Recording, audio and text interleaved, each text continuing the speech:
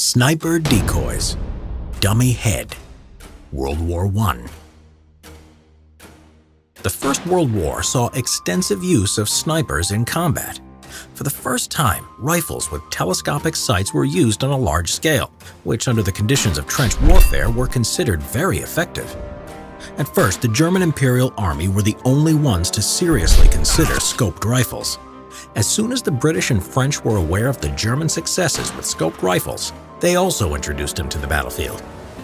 Even though sharpshooters existed before, it was the introduction of scopes that allowed them to shoot accurately at very long distances.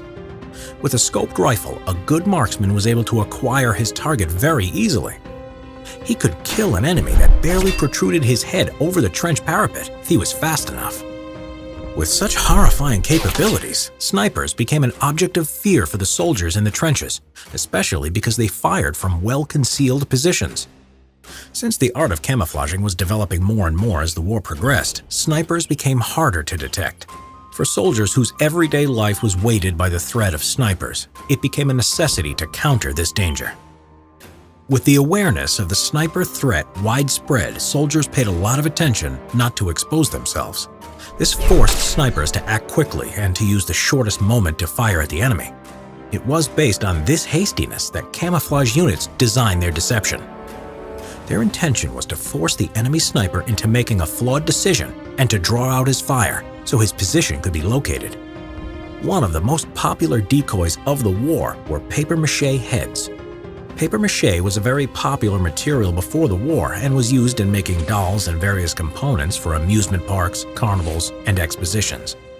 It was very cheap, but to make it consisted of chopping down pieces of paper, reinforced with any kind of bounding material, whether it was glue or plain starch. Besides the fact that it was cheap, it was also very good for modeling. The job of making decoy heads out of papier-mâché was entrusted to camouflage units, who were working in their small improvised workshops on the front lines. Sculptors working in these workshops made a huge variety of decoy heads with great precision and resemblance to real human heads. Special attention was given to shaping face details and coloring the face to look like real skin. This push for realism was necessary because they were to be observed through scopes with magnifying lenses. In order to increase the realistic look of the head, some of these were equipped with rubber surgical tubes connected to the mouth with a cigarette in it. By blowing air through the tube, an impression of a soldier smoking a cigarette was made. This increased the possibility of attracting the attention of the sniper. Papier-mâché heads were usually stuck on a long stick in order to securely lift it over the parapet. If the deception was successful and the dummy head was hit by a sniper, bullet holes were then used to locate the sniper with the help of a triangulation method. Or another method was to slide a periscope into the head and spot the sniper that way. Once the approximate location was established, the sniper's position was bombarded by artillery or counter-snipers would focus on that area. The technique of dummy heads was invented by the British, who at the beginning of the war had a lot of problems with German snipers. This method was a result of their struggle to fight the hidden enemy. The same method would also be used by other sides. The drip rifle, World War I. During the evacuation of Gallipoli by the Allies, which started in December 1915, an ingenious invention was constructed on the battlefield by Anzac forces to deceive the Ottoman enemy into thinking a large force was still firing back at them, when in reality, the rifles were shooting without a person pulling the trigger. This invention, which was called the drip rifle, or pop-off rifle, was developed by an Australian called Lance Corporal William Scurry, who was assisted by his friend Bunty Lawrence. It worked by using 2 ration tin cans, one filled with water with a hole punched in it, and the other empty and attached to the rifle's trigger using string. The rifle was loaded and fixed in position with sandbags. Over time, the water would drip out of the first tin can, filling the lower can until it had reached a certain weight, pulling the trigger and firing the weapon. By this time, the soldiers were long gone, but from a distance, it would give the impression that the position was still manned. The variation in methods and weight would also make the shots appear at random times and intervals. This deception was put to the test alongside mannequins and dummy artillery pieces on the last night of the evacuation from Gallipoli. Scurry and Lawrence rigged the drip rifles along random points of the Anzac firing line. The last 2,000 men who made up the Allied rearguard then quietly withdrew, deceiving the Ottoman enemy into thinking that they were still there. The rearguard would evacuate successfully without any casualties. Scurry was later awarded the Distinguished Conduct Medal in recognition for his invention. Lowry Torney, the soldier of 3 armies.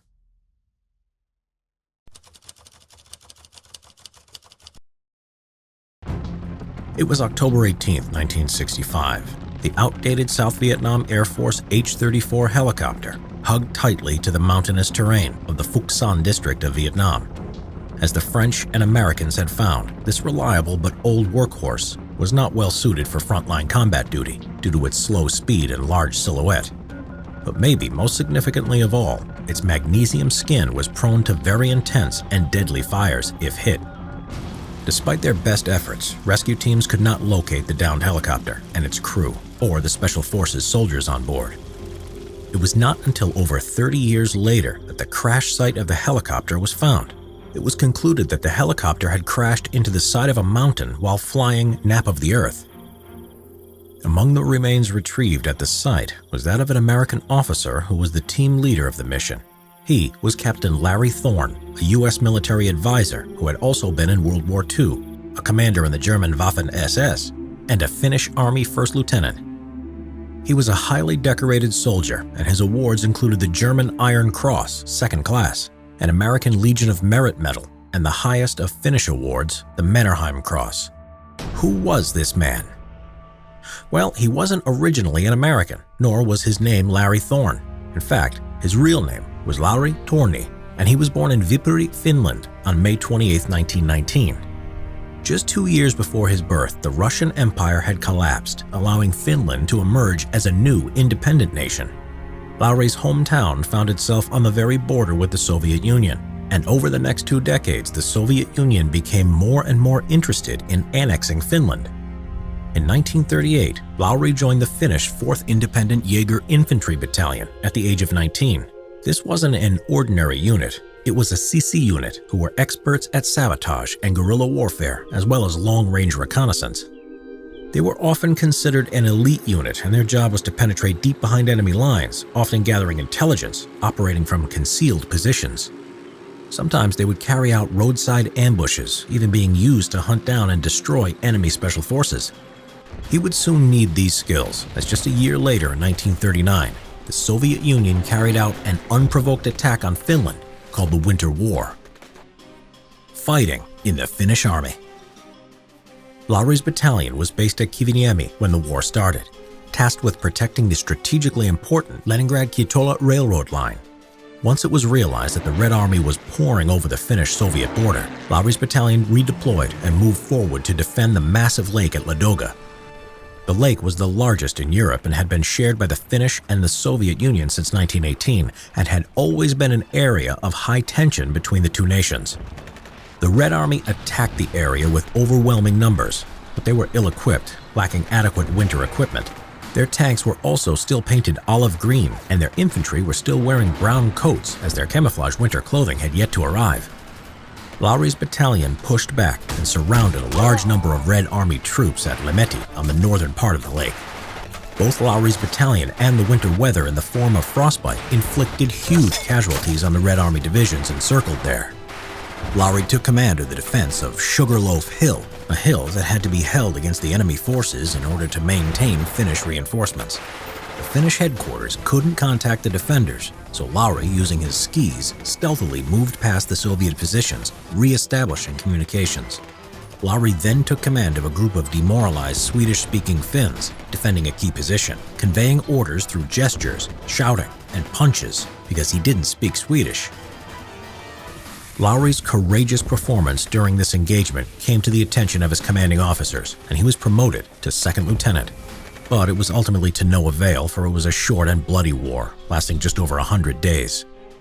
In the end, Finland was forced to concede 11% of its territory, but it was a hollow victory for the Soviet Union.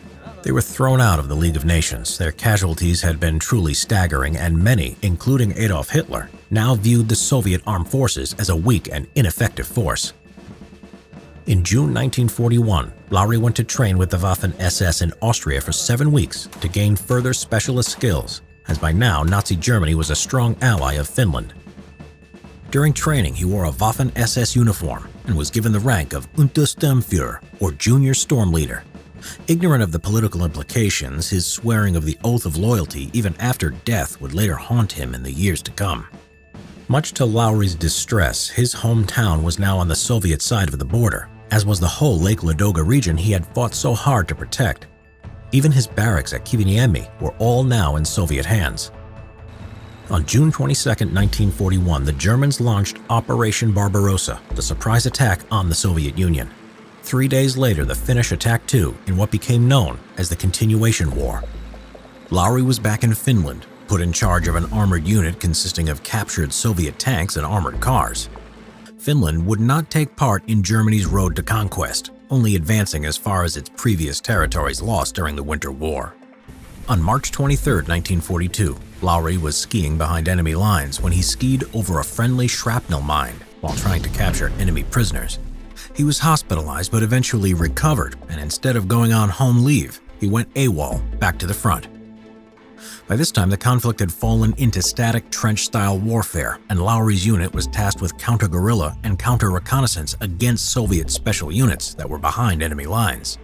Later, this would move into aggressive actions as they infiltrated behind Soviet lines themselves, taking on Red Army headquarters and communication sites. Lowry impressed his superiors, and in January 1943, he was given the chance by his senior officers to take command of a deep strike infantry unit that later became known as Detachment Torny. With the promise of better rations and more active combat during what had become trench warfare, he received countless keen volunteers. With a strict criteria for aggressiveness, physical stamina, and good marksmanship, he rejected those that were unfit and picked the best men. They would take part in sabotage, capturing prisoners, and intelligence gathering behind Soviet lines. In one mission, Lowry's unit used rowing boats to get into place. They ambushed a Soviet truck and obtained a bag of intel. Then, when a second truck came out of nowhere, moved into close combat using puko knives and axes. More Red Army troops reinforced the position, and Lowry's raiders escaped into the forest, stealthily sneaking past Soviet patrols, eventually making it back to the boats. Lowry had made sure that every man knew the enemy intel in case only one of them made it out alive. The unit would succeed in several hit-and-run skirmishes, operating from a base camp that was deep in Soviet territory. They also learned to use the enemy weapons, which created confusion during engagements and made ammo plentiful as they were operating deep in Red Army territory. Lowry and his men soon gained a formidable reputation for bravery and mayhem, to the extent that the Soviets put a bounty of 3 million Finnish marks on his head as they feared him so much. By June 1944, the war was all but lost for the Finnish. Despite victory after victory against the Soviet Union, they were simply too outnumbered. For his outstanding bravery and leadership during the battle, Lowry was awarded the Mannerheim Cross on July 9, 1944. In September 1944, the Finnish brokered the best deal it could with the Soviet Union, and in effect, the war ended. Most of the Finnish army was demobilizing, including Lowry, who was by now a captain. So by November 1944, Lowry found himself a civilian, unemployed, and his country forced into a humiliating armistice. Once again, they had to concede territory and pay the Soviet Union reparation. As well as this, key members of the Finnish war were put on trial. Fighting in the German army. Lowry joined the Finnish resistance, who formed in the event that the Soviets tried to completely occupy Finland. He went to Germany for training in early 1945 with the intention of returning to train the resistance, but ended up joining the German army. He had secretly boarded a U-boat and had taken the alias of Lowry Lane to hide the fact that he was involving himself with the Germans. During his training, the German front in the east collapsed and the Red Army were on the borders of Germany. With no ships left, Lowry couldn't return to Finland, so he figured he could fight the Soviets by joining a ragtag band of Germans and was given the rank of a captain. Lowry used the same tactics that he had used so successfully against the Soviets in Finland. He was also joined by a fellow Finn, an officer named Samu Korpela. Soon he had gained a reputation for bravery, and his men loyally followed him, even though his grasp of the German language was poor. By March 1945, the German army was defeated. Lowry and his men were fighting for their lives and decided to head west while they still could. This was to avoid the terrible fate of falling into the hands of the Red Army. After VE Day, Lowry and his men found themselves behind German lines. Once again, Lowry performed a remarkable feat. He led his unit into western Germany, and he surrendered with his men to the British at Lubeck. By doing so, the Finn had saved himself and the men of his unit from years of captivity in Siberia. Lowry ended up being put in a prisoner of war camp in Lubeck, Germany. He feared that he would be turned over to the Soviets because of his role in the Continuation War, or they would discover his involvement in the Waffen-SS. A few months later, in June 1945, he escaped the camp with Solmu Korpela and made his way back to Finland. He was arrested, this time by the Finnish state police, but shortly escaped from them too. Lowry was then arrested again in June 1946 and tried for treason for joining the German army when Finland had signed a peace treaty with the Soviets. He was sentenced to 6 years in prison. During his time in prison, he had made several escape attempts, which all ended in failure. His last one used a grappling hook made from bed sheets and scrap from the metal shop. He was finally pardoned by the Finnish president in December 1948 and released. Unhappy and disillusioned, Lowry went to Sweden in 1949 under the false name of Elino Morsky. He ended up in Venezuela and in 1950 found work on a Swedish cargo ship, the MS Skagen. A few months later, when it was off the coast of Alabama, he jumped ship and swam ashore. He was reduced to doing carpentry and cleaning jobs, and in 1953, he was granted a residence visa. Fighting in the U.S. Army. In 1954, at the age of 35, he joined the U.S. Army, adopting the name Larry Thorne. Even though he was a recruit, his experience stood out vastly compared to the other men. His natural leadership abilities gained him rapid promotion, and he was made a first lieutenant in 1957 and then a captain in 1960. He had been stationed in West Germany from 1958 to 1962. During this time, he got in trouble when he got into a bar fight. A fellow Finnish officer pulled some strings and he got Larry transferred to the 10th Special Forces Group. He was able to use his experience to teach skiing, survival, mountaineering, and guerrilla tactics, and learned new skills himself in airborne school. In January 1962, Larry was sent to the Zagros Mountains of Iran in command of his team, where he successfully completed his mission to destroy the top-secret material on a crashed U.S. plane. Then in 1963, he was sent to South Vietnam to assist in the formation of local CIDG units. In one particular vicious firefight at Tien Bien near the Cambodian border, he was awarded 2 Purple Hearts and a Bronze Star for bravery. The Viet Cong attacked his base in force and breached the outer perimeter, almost overrunning the area. If it wasn't for his determination, the base would have been lost. It is said that in Robin Moore's book, The Green Berets, Captain Steve Corney is based on Larry Thorne. When he returned to the United States, instead of retiring to a desk job, Larry volunteered for a second tour of duty. During his second tour of duty on October 18, 1965, Larry was put in command of a top-secret Special Forces unit called MACV-SOG, trying to locate Viet Cong turnaround points along the Ho Chi Minh Trail, when his helicopter crashed in the mountains and he was killed. His remains went undiscovered for over 30 years. Lowry earned the Distinguished Flying Cross and was promoted to Major posthumously. His name is honored on the Vietnam Veterans Memorial in Washington, D.C., and in 2003, his remains were brought back to America. He was buried with full military honors at Arlington National Cemetery in Virginia.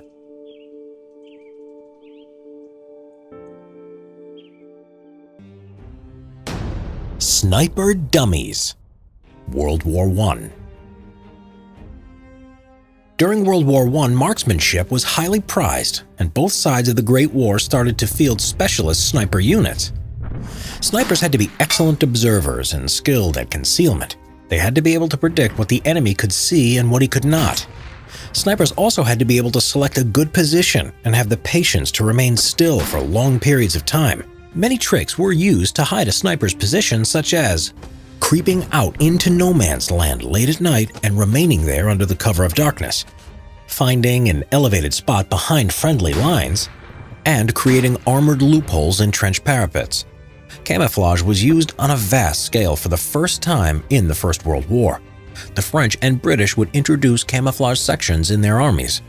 Those sections were responsible for concealment, hiding, trickery, deception, surprise, disruptive painting, mimicry, and the adaptation of camouflage found in nature. Camouflage sections needed painters, sculptors, architects, scene painters, carpenters, workers in iron, stage designers, and chemists to pull off their military deceptions. As well as dummy heads, sculptors used the same idea to make full-size human figures, which may have been more successful in drawing out the attention of an enemy sniper, considering their size and realistic appearance. One trick by the Germans was to make a dummy of a wounded British soldier. The mannequin was dressed in a captured khaki uniform, and the head was bound in bandages. They were placed in no man's land, and a cord was used to raise the hand up and down. This was to encourage the enemy to attempt a rescue, sending them into an easy killing zone. On the final night of the evacuation of Gallipoli, British and Australian troops left behind mannequins, tricking the Ottomans into thinking they were still there and buying the Allies more time.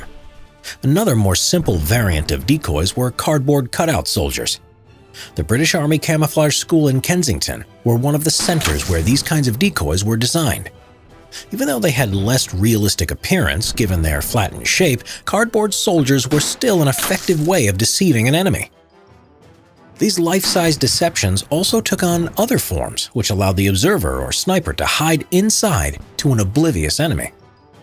Snipers used fake trees since no man's land was littered with tree stumps and blasted trunks. A suitable tree, such as one blasted by an explosion, was photographed or sketched, and an artificial replica was created in order to replace the original tree. Under the cover of night, the real tree was replaced with its replica. Inside the fake tree was an observation or sniper post. Under the artist Solomon Joseph Solomon, the British developed fake trees inspired by earlier French designs. These were called OP trees, or observation post trees. The artificial tree consisted of a steel tube that was 10 to 15 feet or 3 to 4.5 meters high, wrapped in canvas that had large sections and strips of tree bark sewed or glued on. The OP tree was wide enough for one soldier to climb up using internal rope ladders. Once he'd reached the top of the steel tube, there was a seat for him to sit on. The first OP tree was placed on March 12, 1916, on the front lines near Ypres. Afterwards, many fake trees were built in the same manner along the entire front line. The OP trees were used both for directing artillery fire or as sniper nests. The fake trees were usually installed among real trees neighboring it to make them more difficult for the enemy to spot them. When the Germans realized the trick, they started to build their own fake trees. Life-size animals were also created to fool the enemy, likened to a Trojan horse in ancient history. Horses had a big role in the First World War. They were part of cavalry charges and were the primary means of pulling ambulances on muddy ground, as well as transporting weapons, ammunition, and food supplies for all combatants. Large cavalry charges en masse were clearly outdated in the First World War. The result of these suicidal charges against the enemy machine gun defenses left no man's land littered with horse carcasses. So this choice of animal made an ideal, familiar shape to model a dummy out of. Instead of drawing out the enemy sniper, the role of the fake horse carcass was designed to prevent them from arousing suspicion in no man's land. Like fake trees, they worked as a form of camouflage that allowed an observer or sniper to spot targets extremely close to the enemy without being targeted themselves. French camoufleurs were painters choosing to practice camouflage. They came up with the creation during fighting near Craonne on the Western Front. During the day, a horse had broke loose and ran across no man's land. When it reached near the German defenses, it was shot and fell to the ground. The French camouflage artists, spotting this immediately, saw an opportunity and began constructing a replica of the dead horse. Constructed from papier-mâché, the horse was modeled so that the head stretched way out on the ground and his legs pointed up in the air. Holes were drilled into the backside and the stomach so that the observer could see outside or poke his sniper rifle out. A big chunk was torn out of the body in the middle to look like an artillery shell had hit the horse on its side, but not all the way through the middle because this would not leave enough cover for the sniper. The design allowed the sniper to enter inside the replica and be fully concealed. Under the cover of darkness, the real horse carcass was taken away and the dummy replica was put in its place. This was done in the night because they would be instantly picked off by an enemy machine gun nest or a sniper in the daytime. The sniper crawled inside with plenty of ammunition and enough food to last a day. A telephone wire also ran from this horse dummy to the French trenches so that he could report on the German movements at an extremely close range. The snipers were able to change shifts because this ruse lasted 3 days. Being in the horse dummy was risky because enemy air reconnaissance flying above could notice what the human eye might miss. Once the photographs were developed and compared to the photos the day before, the Germans could spot differences in placement of the horse or may spot an extra horse carcass now there, knowing there was no cavalry charge during the nighttime. These suspicions could attract attention towards the replica horse from the enemy, who might spot an arm poking out. In one case, a German took a shot at the dead horse, either for target practice or because he was suspicious. This forced the French observer to get up and run back to his trenches, but as he did so, he was shot by a German. The value of creating concealed positions was clearly recognized, either in a fake animal or a replica tree. Sniping a high-value target like a visiting senior officer was worth the risk of exposing the sharpshooter's position. Using the same position repeatedly carried a great risk of detection or being counter-sniped. But towards the end of the First World War, the use of these life-size replica dummies to deceive the enemy at ground level became more and more challenging. Instead of only trying to deceive human sight, camoufleurs also had to deal with aerial photography, both in the immediate surroundings of no man's land and beyond it.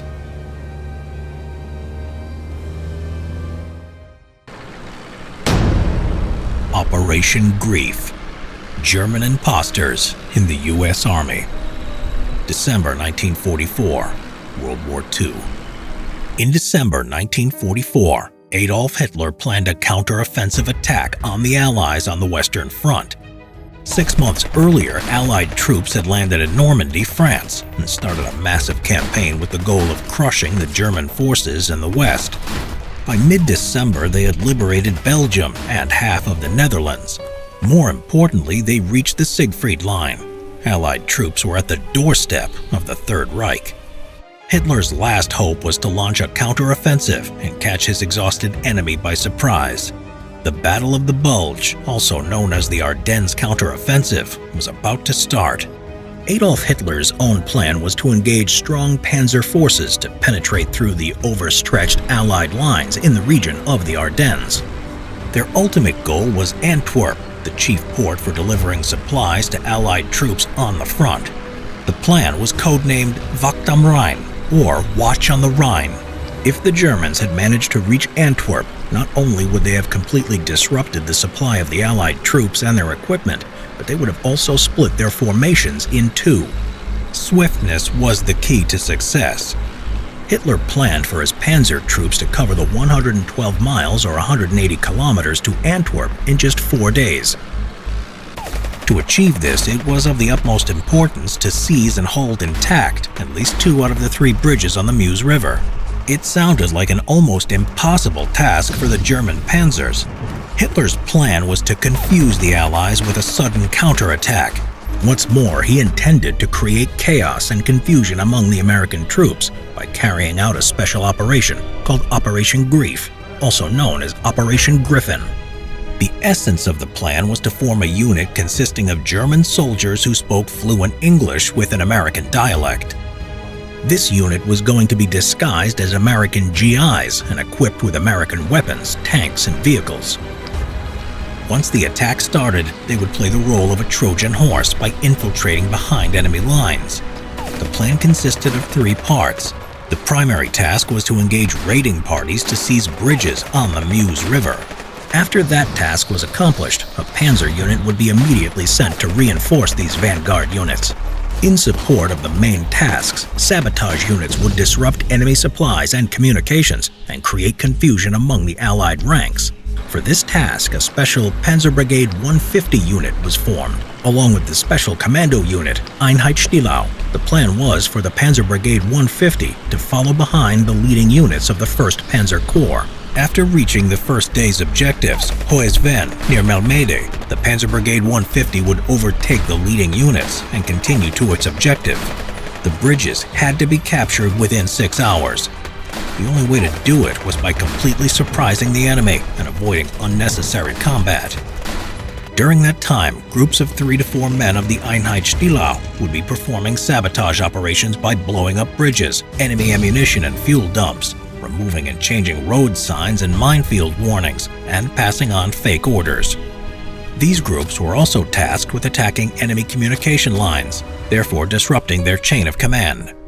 Equally important were reconnaissance tasks that would provide the German high command with a full insight into the situation from behind the lines. The plan was, to say the least, very optimistic. Some generals believed it to only have a 10% chance of success. The plan also had a lot of ifs and buts, but the most serious issue was trying to locate and collect sufficient amounts of enemy uniforms and vehicles. Adolf Hitler, in contrast, was confident that the operation could succeed, especially because he planned to entrust it to SS Obersturmbannführer Otto Skorzeny. Skorzeny specialized in such daring missions and had proved his worth on several occasions, most notably in the operation of saving Benito Mussolini from captivity. Equipping the Panzer Brigade 150 asked for a substantial amount of material of American origin.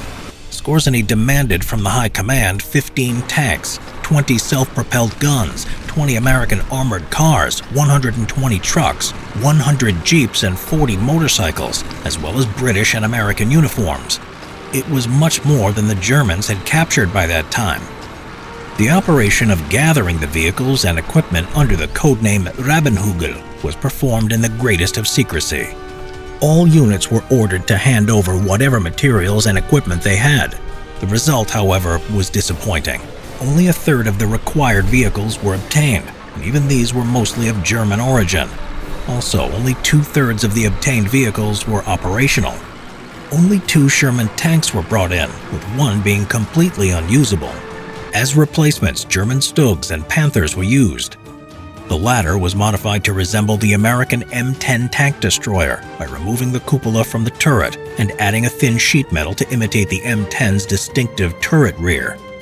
All vehicles were painted in an olive drab color, typical for the U.S. Army, and had Allied markings applied. There was also a huge shortage of uniforms and other equipment. The brigade lacked around 1,500 U.S. Army steel helmets, while most of the uniforms were summer issue or had POW marks. Overall, the brigade hardly looked like an American unit. To make the situation even worse, the majority of volunteers had insufficient knowledge of the English language. No more than 40 of them met the initial requirements of speaking with an American accent. Another 150 spoke the language very well, and the rest either learned English in school or knew just a few words. The lack of vehicles and men forced Skorzeny to scale down the strength of his brigade from 3 to 2 battalions. Volunteers who had the best knowledge of English, 150 of them, were sent to Einheitsstilau. Those who volunteered had absolutely no idea what they were volunteering for. Not even during the training courses was the true nature of the operation they were training for disclosed. The only person at the Grafenwöhr Training Center who knew about the operation was Otto Skorzeny. It wasn't until December 10th, 6 days prior to the operation, that he finally gathered his commanding officers and acquainted them with the details of the operation. At the training center, besides the more intensive physical training, recruits underwent demolition and other sabotage courses. The core of the training consisted of familiarization with the organization of the U.S. Army, their rank badges, drills, military slang, and soldiers' customs. All volunteers underwent additional language courses. They learned the common phrases by watching American war movies and propaganda films. They even had organized visits to prison camps where they practiced conversation with American POWs. All the time, the volunteers were issued orders and spoke only in English. During the training course, a recognition guide for friendly troops was established. German soldiers would paint white dots along the paths they used. Friendly vehicles would have the yellow triangle painted at the rear, and the tanks would position their guns in the 9 o'clock position when near German forces. Soldiers would wear blue scarves, whilst during the night they would recognize each other by flashing red or blue torches. The Panzer Brigade 150 reached its position near the town of Münstereifel on December 14th. 2 days later, 3 battle groups of the brigade rolled into action, following the path of the 1st SS Panzer Division, 12th SS Panzer Division, and the 12th Volksgrenadier Division. Already on the following day, it became obvious that the operation was going to fail. Units of the 1st SS Panzer Corps failed to reach the initial objective at Hoesven. Not even after another day of fighting were they able to secure it. The Panzer Brigade 150 was never even close to beginning its mission. At the staff conference of the 6th Panzer Army on December 17th, Skorzeny gave up on the plan and proposed that his battle group should continue the operation as a standard panzer unit. Commando troops of the Einheitsstihlau arrived at the front line separately from their comrades from the Panzer Brigade 150. Once in position, they received supplies of American cigarettes, coffee, and canned food. They also received a significant amount of counterfeit money, US dollars and British pounds, to bribe enemy guards and Belgian railway and dockyard workers. Finally, they all received lighters with hidden cyanide ampules. By the rules of war, if they were caught whilst wearing enemy uniforms, they would have been considered spies and sentenced to death. Early in the morning of December 16th, driving in jeeps, German commandos passed through enemy lines. In the following days, the commandos carried out what they had been trained for. Sabotage groups blew up fuel dumps, assassinated enemy messengers and liaison officers, issued false orders, and cut telephone and telegraph lines. Other groups engaged in removing minefield warning signs, which they later put in false positions. Commandos in disguise positioned themselves at crossroads and directed units to go to the front line in the wrong direction. Already during the first day, American troops noticed strange occurrences happening. The operation was completely exposed on December 17th, when an American patrol stopped a jeep with 3 soldiers. After failing to provide a password, the Americans searched their jeep and discovered $100 bills, Sten submachine guns, Colt pistols, explosives, a radio, and lighters containing cyanide ampules. The soldiers in the jeep were Wilhelm Schmidt, Gunther Billing, and Manfred Pernas of the Einheitsstihlau. 6 days later, all of them were executed by a firing squad. One last act of sabotage they managed to perform was convincing their captors that there were more than 2,000 disguised German soldiers on sabotage missions behind the front line. On top of that, they even claimed that Skorzeny had made a plan to capture and kill Dwight Eisenhower and his staff. The rumors spread by the captured Germans spread like wildfire. Additionally, true testimonies of German saboteurs wearing U.S. uniforms caused hysteria in the American ranks. Operation Grief turned out to be not quite such a complete fiasco after all. In the following days, Army patrols and intelligence officers spent their days and nights stopping every suspicious vehicle. Everyone was required to quickly provide answers to questions about the U.S. state capitals and American sports and movie stars while holding their arms in the air. The mayhem that occurred was enormous, even though the German commandos were already long gone by that time. The fear of incognito Germans hidden among the American ranks led to some comical situations. General Bruce Clark was even arrested after he provided the wrong answer about the Chicago Cubs baseball team. The chaos was multiplied by fantastical stories in local newspapers about Skorzeny and his men in disguise who were creating havoc behind the lines. In Paris, a rumor appeared that Skorzeny and 50 of his men had made plans to meet at the Café de la Paix on the Place de l'Opéra and proceed from there to the Trianon Palace to kill General Eisenhower. The general was forced by his security officers to change his location and spend Christmas in a hideout. During that time, Lieutenant Colonel Baldwin B. Smith, who resembled Eisenhower, played the role of the Supreme Allied Commander. Every day he rode in the general's car on the streets of Paris, hoping to provoke an attack from Skorzeny's commandos. Little did they all know that Skorzeny and his men had already given up on Operation Grief. Dummy tanks. Weird tech. World War II. Dummy tanks were constructed in World War II as a deception tactic to mislead the enemy on the real strength of the Allied forces or the real location of upcoming attacks. Although they were sometimes used for training purposes, dummy tanks were often used for real operations. The first dummy tanks in World War II were built by the 8th Army Engineers and were used in North African campaigns before the Battle of El Alamein to deceive Rommel about the strength and the movements of the 7th Armored Division. These tanks were made of wood and were easy to disassemble for the purpose of mobility.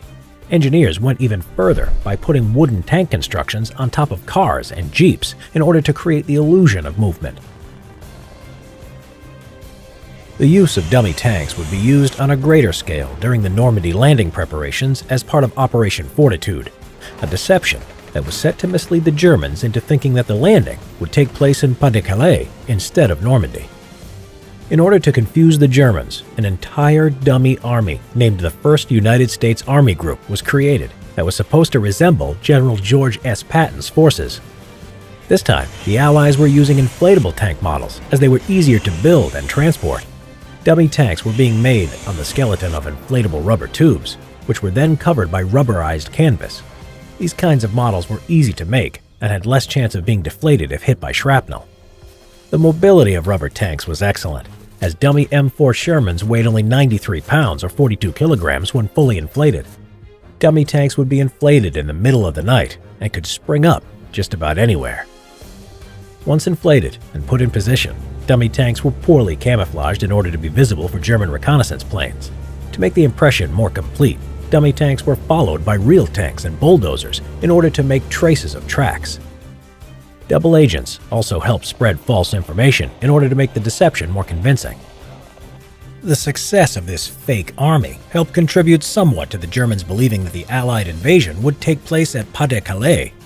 However, by this time in the war, it was difficult for enemy reconnaissance planes to reach England, and the double agents who were effective at spreading false information to the Germans were the biggest reason for the success of Operation Fortitude. As a result of the overall deception, the German reserves were kept at Pas-de-Calais in anticipation and away from Normandy, where they could have reinforced its defenders. It was so effective that they remained in the region weeks after the real invasion, thinking there would be a second, larger invasion. After D-Day, the Allies continued to use inflatable dummy tanks to deceive the enemy. The task of deception was given to a newly formed unit known as the Ghost Army, who took the illusion to the next level. Dummy tanks were used along with tank sounds emitted from large speakers, enhancing the deception of a real armored unit. The Ghost Army was successful in staging around 20 enemy deceptions after the Normandy landings. On the morning of the 30th of April, 1943, at the height of World War II, fisherman Jose Antonio Rey Maria was out on his boat, just off the coast of Andalusia in Spain, when he saw a strange object floating in the water. On closer inspection, this turned out to be the body of a dead British soldier. He hauled the body over the side of his boat, took it back to the beach, and reported his find to the local authorities. He had no way of knowing it at the time, but he had just set into motion what could arguably be considered one of the greatest acts of wartime deception ever: Operation Mincemeat. By 1942, Nazi expansion was at its height, and the vast majority of continental Europe was now under German domination. In an attempt to break the Nazi stranglehold and hopefully turn the tide of the war, Britain and other Allied forces were busy preparing an invasion, codenamed Operation Husky. British Prime Minister Winston Churchill wanted to attack what he referred to as the soft underbelly of Europe, by which he meant the Mediterranean, and invade via Italy. Sicily was chosen as the most tactically viable location from which to launch this attack. However, the Allies were deeply concerned that the Germans would correctly predict their plan. Hitler, though, was paranoid about an attack on the Balkans, and this was where the Germans obtained a lot of their raw materials from, making control of the region vital for the Axis powers. The Allies were well aware of this fear and planned to exploit it by putting into play a campaign of bluff and confusion, Operation Barclay, which was designed to direct attention away from Sicily. The operation was wide-ranging and took place over several months. It included false radio traffic, misinformation about troop deployments, and even the creation of an entire imaginary army. The origins of Operation Mincemeat can be traced back to a 1939 memo, known as the Trout Memo, that was released under the name of Admiral John Godfrey, the director of Britain's Naval Intelligence Division.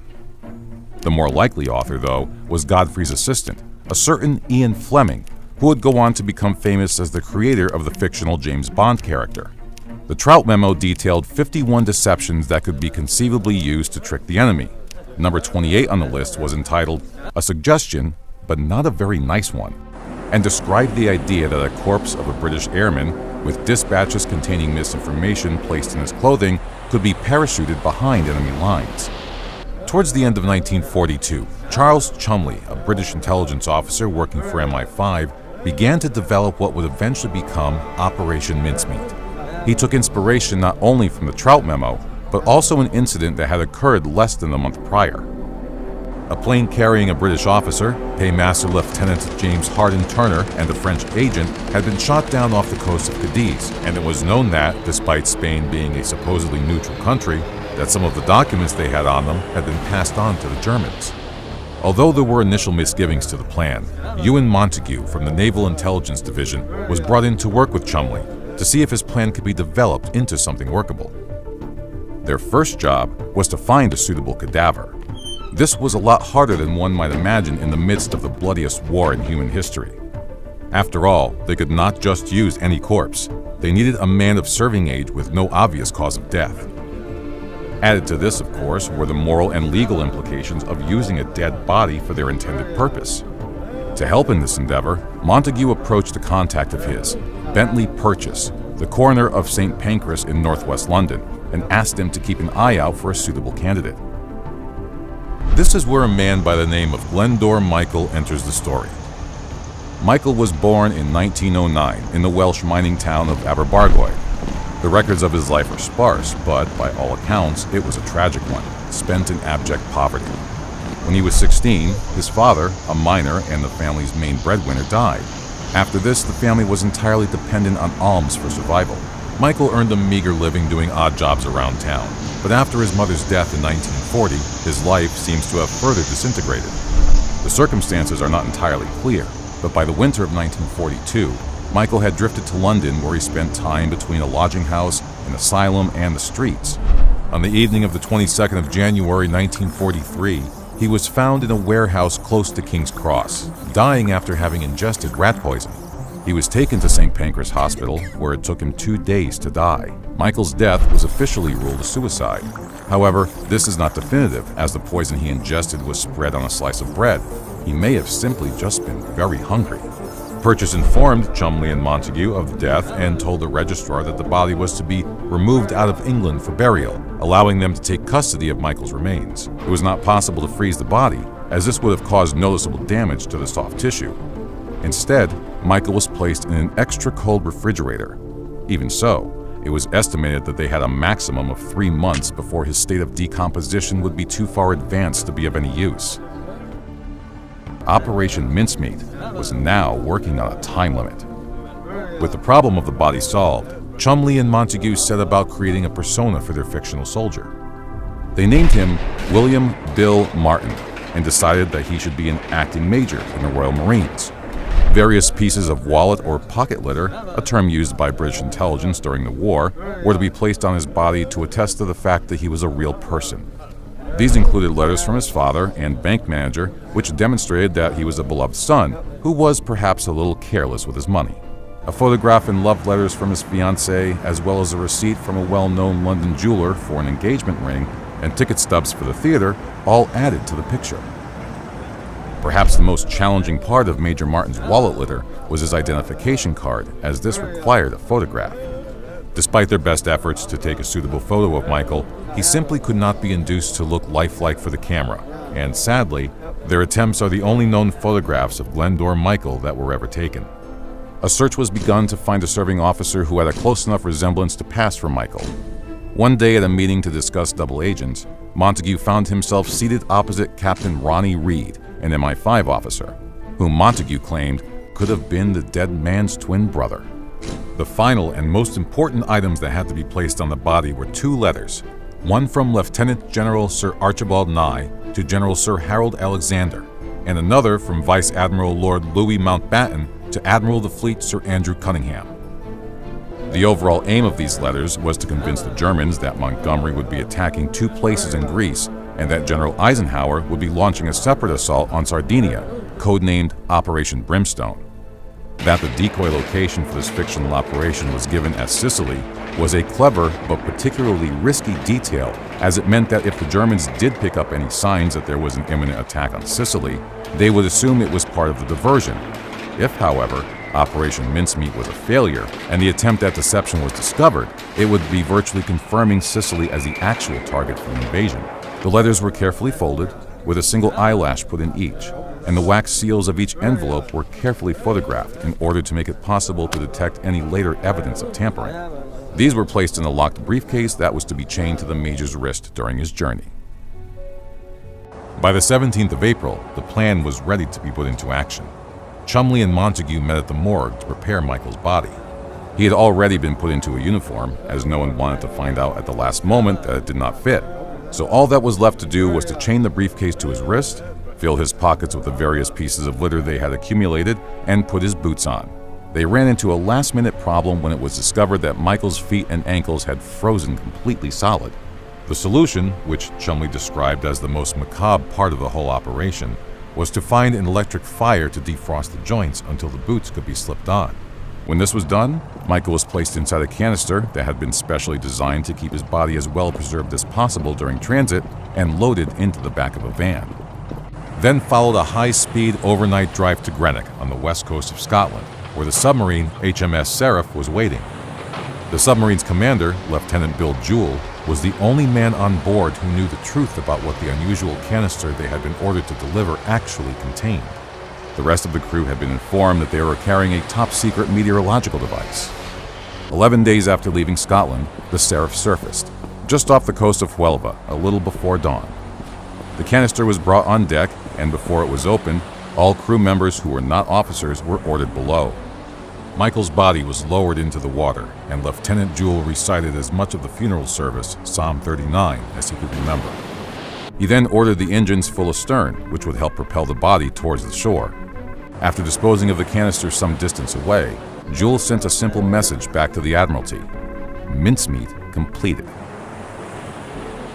HMF Serap's role in the plan may well have been completed, but the success of the operation was still far from assured. The body of Major Martin was discovered at about 9:30 a.m. and then turned over to the Spanish authorities, who informed the local British consul, Francis Hazelden, who was already in on the plan, and arranged an autopsy. Hazelden made sure that he was present during the procedure, so as to confirm that the doctors arrived at the preferred conclusion. Michael's body was by now in a rather poor condition, and to make matters worse, the autopsy was taking place in a very small room on a very hot day. It didn't take long for Hazelden to suggest that, given the circumstances, perhaps they should all just go for lunch. The doctors were all too happy to comply and readily signed William Martin's death certificate, giving the cause of death as asphyxiation through immersion in the sea. Glendor Michael's body was finally laid to rest with full military honors on the 2nd of May, 3 months after his death, and under the name of Major William Martin in the Nuestra Senora Cemetery in Huelva. Once it was confirmed that the Spanish had taken possession of the documents, Cholmondeley and Montague began to send out supposedly encrypted messages inquiring as to their whereabouts. In reality, they knew full well that these would be intercepted and understood by the Nazis. Unfortunately for the British, the documents were being held by the Spanish Navy, the one branch of the Spanish authorities that was the least likely to cooperate with the Nazis. It took the German intelligence agency, the Abwehr, until the 8th of May to get access to the letters. Once they had recorded the information, the Germans returned the letters to the Spanish, who reinserted them into their envelopes, soaked them again in seawater, and gave them back to the British. Once the letters had been safely received in London, further encrypted messages were sent back to Spain, confirming that the letters had not been opened. In reality, forensic testing had proven that they absolutely had been opened. The eyelashes were missing. One of them showed evidence of having been refolded, and the strange way they curled up when fully dried out showed that they had been rolled up for extraction and reinsertion through the bottom flap of the envelope, a technique that left the seal intact. Confirmation that the Germans had received false intelligence came on the 14th of May, when the codebreakers at Bletchley Park intercepted a message stating that the real target for the invasion was the Balkans. A message was then sent to Churchill reading, "Mincemeat swallowed, hook, line, and sinker." Operation Mincemeat was one of the many tactics that were used to convince the Nazis that Sicily was not the intended target, and it is impossible to determine precisely how effective it was. What is known, though, is that the information carried by Major Martin spread throughout the German intelligence community and made its way through the ranks of the German High Command, before finally ending up on Adolf Hitler's desk. The invasion of Sicily began on the 9th of July, 1943, and the Germans had spent the weeks leading up to it moving troops and redeploying panzer divisions to defend Sardinia and the Greek islands. There was such confusion that even several hours after the attack had begun, German aircraft were being flown out of Sicily to defend Sardinia. The Allies had projected that Operation Husky would take 90 days to complete. In the end, Sicily fell after only 38. The losses of men and machines were also only a fraction of those initially projected. The name Glendor Michael was not intended to become public knowledge. It was only discovered in 1996 when an amateur historian who was leafing through some recently declassified documents stumbled across it. The following year, the British government had a small amendment made to the tombstone on Major Martin's grave.